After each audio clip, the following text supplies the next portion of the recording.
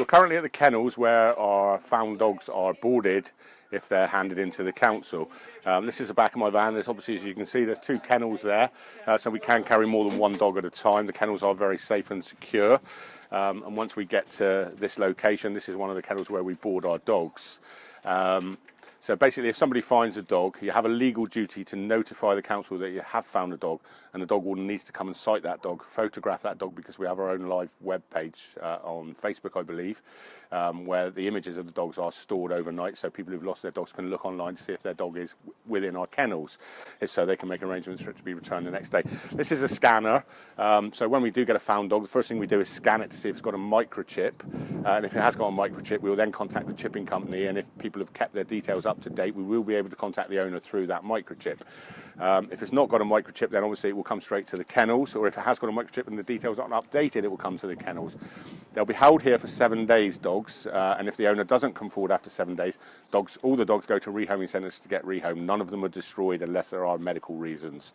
It's a very, very good kennels here where we keep our dogs, but we do rely on people coming forward.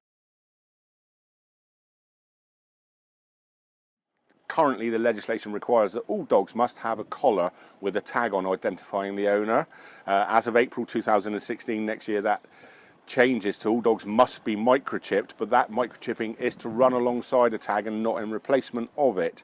So come April next year, all dogs should have a tag and a microchip. Putting a tag on your dog with your phone number on is probably the simplest, easiest and quickest way of you getting your dog back if you lost it. So why people wouldn't do it, I don't know, but that is the way forward. Get a tag on your dog, get your dog chipped, and be responsible. Keep an eye on your dog so your dog doesn't get lost.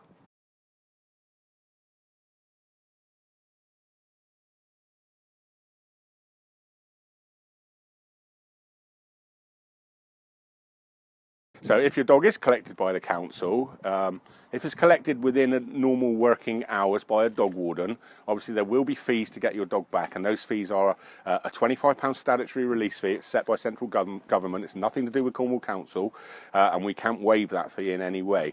There's also a £25 admin fee, and once your dog gets into kennels, you will be charged £12 a day or part of a day for kennelling, which is what the kennels charge the council. It's not a Cornwall Council kennel, it's a private kennel, and they just have a contract with us.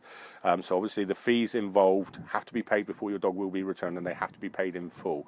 So basically the legislation states that to get your dog returned from the council, you have to pay any fees that the council have incurred in keeping and collecting your dog.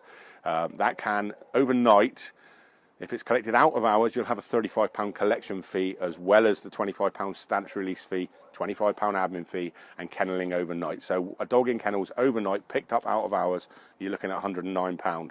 Now, for the sake of £3 or £4, get a tag on your dog and it won't end up here.